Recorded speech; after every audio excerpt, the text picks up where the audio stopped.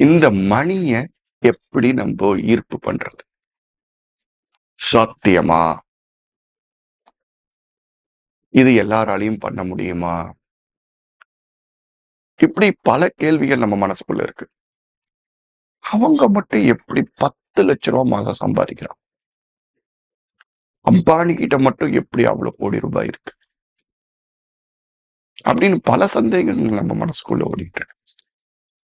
அதை பத்தின ஒரு விஷயம் பார்த்துருவோம் இன்னைக்கு. என்னன்னு பாத்தீங்கன்னா,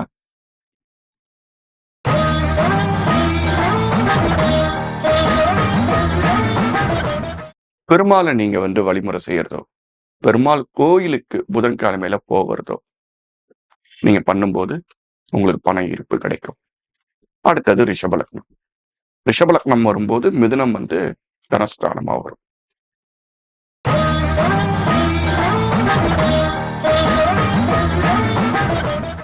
முருகர் கோயில் வழிபாடு, செவ்வாய்க்கிழமையில முருகர் கோயில் போறது, இந்த மாதிரி பண்ணும்போது பணம் ஈர்க்கப்படும். விருச்சிக லக்னம் அப்படின்னு வரும்போது தனுசு. தட்சிணாமூர்த்தி வழிபாடு செய்யறது, உங்க குருவை நல்லா நமஸ்கரிக்கிறது, சிவன் கோயில் எந்த சிவன் கோயிலா இருந்தாலும் போகிறது, அதுல தட்சிணாமூர்த்தியை நல்லா தியானம் பண்ணிட்டு வருதுங்கிறது விருச்சிக லக்னத்துக்கு நல்ல ஒரு பண ஈர்ப்பு கிடைக்கும். தனுசு லக்னத்துக்கு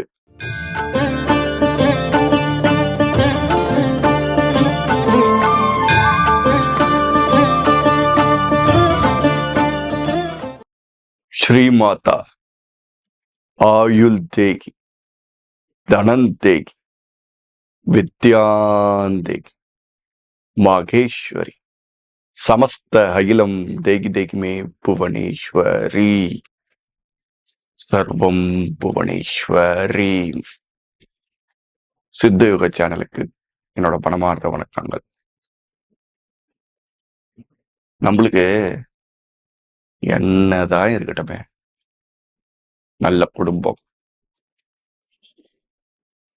நல்ல சந்தோஷம், சகலவிதமான சம்பத்துகள் எல்லாமே இருந்தாலும் எல்லாருக்கும் ஒரே ஒரு நோக்கம்தான். என்ன அப்படின்னு கேக்குறீங்களா? பணம் தான், வேற என்ன? அதுக்காக தானே ஓடுறோம். இந்த பணத்தோட ஈர்ப்பு மக்களுக்கு நாளடைவுல நாளுக்கு போக போக அதிகமாயிட்டு தான் இருக்கு. தேவை இருக்கு இல்லையா? பணம் தேவையில்லைன்னு யாராவது சொல்ல முடியுமா? தேவைக்காத தேவைன்னு சொல்லலாம். தேவையில்லைன்னு சொல்றதை விட தேவைக்காத தேவைன்னு சொல்லலாம். அவர்களுக்கு வீட்டு வாடகை, சொந்த வீடா இருந்தா, வேற ஏதாவது இஎம்ஐ, ஸ்கூல் ஃபீஸ், இந்த மாதிரி நிறைய விஷயங்கள் இருக்கு. சோ இந்த மணிய எப்படி நம்ம ஈர்ப்பு பண்றது? சாத்தியமா? இது எல்லாராலையும் பண்ண முடியுமா? இப்படி பல கேள்விகள் நம்ம மனசுக்குள்ள இருக்கு. அவங்க மட்டும் எப்படி 10 லட்சம் ரூபாய் மாசம் சம்பாதிக்கிறான்? அம்பானி கிட்ட மட்டும் எப்படி அவ்வளவு கோடி ரூபாய் இருக்கு? அப்படின்னு பல சந்தேகங்கள் நம்ம மனசுக்குள்ள ஓடிட்டு இருக்கு. அதை பத்தின ஒரு விஷயம் பார்த்துருவோம் இன்னைக்கு. என்னன்னு பாத்தீங்கன்னா, மணிங்கிறது பணம் அப்படிங்கிறது முதல்ல தனஸ்தானம் அப்படின்னு சொல்லக்கூடிய நம்ம லக்னத்துக்கு 2ஆம் இடமும் ராசிக்கு 2ஆம் இடமும் அதுக்கு அடுத்தது நல்லா இருக்கணும். லக்னத்துக்கு 2ஆம் இடம்ங்கிறது ஃபர்ஸ்ட் பிராதானம். அதுக்கு அடுத்தது ராசிக்கு 2ஆம் இடம், அதுவும் நல்லா இருக்கணும். 2க்கு 9 அப்படின்னா என்ன? 10ஆம் இடம், தொழில் ஸ்தானம், அது நல்லா இருக்கணும். 2க்கு பாக்கியஸ்தானம். லக்னத்துக்கு பாக்கியஸ்தானம்ங்கிறது பாக்கியஸ்தானமே. 2த்துக்கு பாக்கியஸ்தானம்ங்கிறது 10ஆம் இடம், அது நல்லா இருக்கும் இல்லையா? சோ அந்த இடத்த இது எல்லாராலையும் அந்த இடத்த ஆக்டிவேட் பண்ண முடியுமா அப்படின்னு கேட்டீங்கன்னா, கண்டிப்பா இதுக்கும் நான் பிராப்தம் வேணும் அப்படிங்கறத நான் சொல்ல வருவேன்.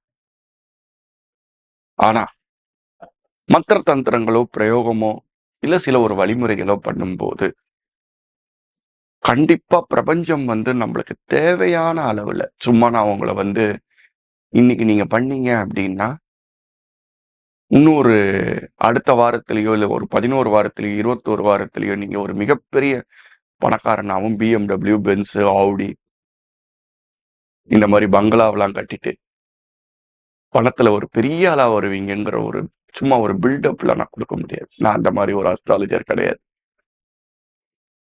அது தேவையில்லாத ஒரு உங்கள ஒரு மாயத்துக்குள்ள உள்ள நுழைக்கிற மாரி ஆயிடும். அப்புறம் நீங்களே கேள்வி கேட்பீங்க. அதுக்கப்புறம் என்னோட வீடியோல பார்க்கும்போது, நீங்க சொன்னத பண்ணேன். எதுவும் வரல. அதுக்காக நான் வந்து அ நீங்க கேட்பீங்கங்கிறதுக்காக நான் இப்படி சொல்லணும்னு இல்ல. சாத்தியமும் உண்டு. நம்ம பிறப்பு எடுக்கும்போது கர்மாவின் அடிப்படையில பகவான் வந்து என்னென்ன விஷயத்துக்கு பேட் கர்மா, குட் கர்மான்னு 2 கர்மாக்கள் உண்டு. இல்லையா? அந்த 2 கர்மாலயும் பகவான் எப்படி வச்சு அனுப்புறானோ, அதத்தான் நம்ம வந்து சாத்தியப்படுத்திக்க முடியும். மத்த விஷயங்கள் சாத்தியம் இல்ல. இதான் உண்மை. அப்படி நம்ம பார்க்கும்போது, இந்த பணத்த உங்களுக்கு தேவையான லெவல்ல இழுத்துக்கலாம். லக்ன வாரியா பார்த்துருவோம். மேஷ லக்னமா இருக்கும்போது, ரிஷப லக்னம், ரிஷப ராசி வந்து தனஸ்தானம்.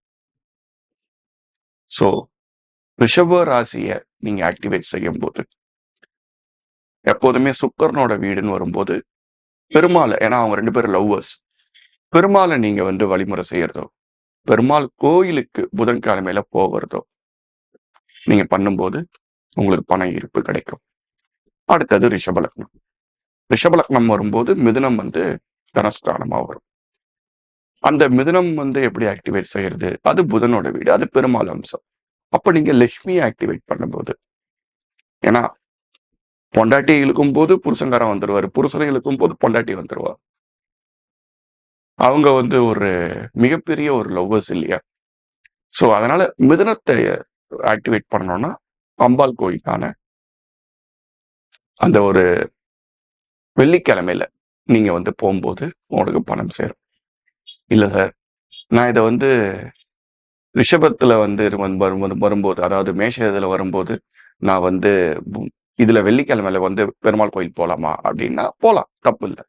பட் ஆனா, இன்னும் கொஞ்சம் ஈர்ப்புங்கிறது இது. அதுக்காக தான் இப்படி சொன்னேன். அதுக்கு அடுத்தது மிதுன லக்னம். மிதுன லக்னத்த பார்க்கும்போது, கடகம். சந்திரமௌலீஸ்வரர் கோயில் போகலாம். சந்திரன வழிபடலாம். உங்க அம்மாக்கு தேவையான விஷயங்கள செய்யலாம். இதெல்லாம் செய்யும்போது திங்கட்கிழமையில போலாம். திங்கட்கிழமையில சந்திரமௌலீஸ்வரர் போறது. இந்த மாரி சந்திரன் விதமான விஷயங்கள பண்ணும்போது, உங்களுக்கு கண்டிப்பா பணம் ஈர்க்கப்படும். அடுத்தது கடக லக்னம். கடக லக்னம் வரும்போது சிம்மம். அப்பாவ நல்லா கவனிக்கிறது. ஞாயிற்றுக்கிழமையில ஆதித்ய கிருதயம் கேட்கறது. ஞாயிறுங்கிற கோயில் நம்ம இதுலயே இருக்கு. சென்னையிலேயே இருக்கு. கும்பகோணத்திலயும் இருக்கு. அந்த கோயிலுக்கு தொடர்ந்து போகிறது. இதெல்லாம் பண்ணும்போது, உங்களுக்கு பணம் மாதவரத்துக்கிட்ட இருக்கு ஞாயிறு கோயில். அத நீங்க மேப் போட்டாலே வந்துரும்.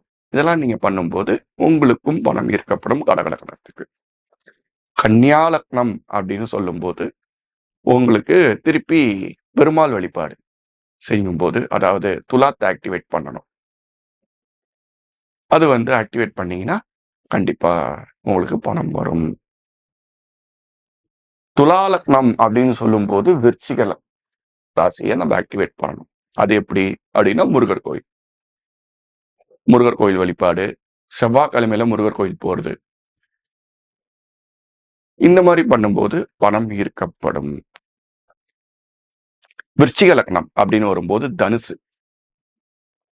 தட்சிணாமூர்த்தி வழிபாடு செய்யறது, உங்க குருவ நல்லா நமஸ்கரிக்கிறது, சிவன் கோயில் எந்த சிவன் கோயிலா இருந்தாலும் போகிறது.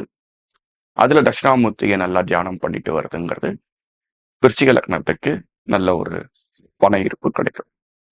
தனுசு லக்னத்துக்கு மகரம் வந்து தனஸ்தானம். மகரம் வந்து எப்படி பண்ணணும் அப்படின்னு கேட்டீங்கன்னா, சிவ வழிபாடு தான். நல்லெண்ணெய் போய் கொடுக்கலாம் சிவனுக்கு. ஏன்னா சனீஸ்வரன் இல்லையா? அது பண்ணும்போது உங்களுக்கு பணம் ஈர்க்கப்படும். அப்போ மகர லக்னத்துக்கு கும்பம் வந்து தனஸ்தானம். சனி லக்னாதிபதியாவும் வருவாரு, தனஸ்தானாதிபதியாவும் வருவாரு. அப்ப அங்க பார்க்கும்போது அங்கேயும் சிவன் கோயில், சிவன் வழிபாடு இந்த மாதிரி பண்ணும்போது உங்களுக்கு நல்லது ஏற்படும். அதுக்கு அடுத்தது மீன லக்னம். மீன லக்னம் வரும்போது மேஷம். மேஷம் கண்டிப்பா திருப்பி முருகர் தான் வருவார். முருகர் வழிபாடு இந்த மாதிரி பண்ணும்போது உங்களுக்கு பணம் ஈர்க்கப்படும். இப்ப இந்த பணம் ஈர்க்கப்படும்னா நான் திரும்பவும் சொல்றேன், உங்களுக்கு தேவையான லெவல்ல உங்களுக்கு என்ன அத்தியாவசிய தேவையோ அது ஓரளவுக்கு உங்க பிராத்தத்துக்கு ஏத்த அளவுக்கு அதை சப்போர்ட் பண்ணும். நம்பிக்கையோட செய்யுங்க. இதை பண்ணிட்டீங்கன்னா உடனே இதுவாயிடுவீங்க அப்படிங்கிறதுலாம் கிடையாது. ஜாதகத்துல ஒரு இது இருக்கணும். அதனால இதை பண்ணுங்க. இதை பண்ணும்போது கண்டிப்பா பணத்தோட ஈர்ப்பு உங்களுக்கு கிடைக்கும். எல்லா வளமும் பெற்று சித்தயோகனும் மக்கள் எல்லாம் நல்லா இருக்கணுங்கிறது என்னோட மனமார்ந்த எண்ணங்கள். அடுத்த கண்டென்ட் ஒரு நல்ல கண்டென்ட்ல பார்ப்போம், சந்திப்போம். சர்வம் புவனேஸ்வரி.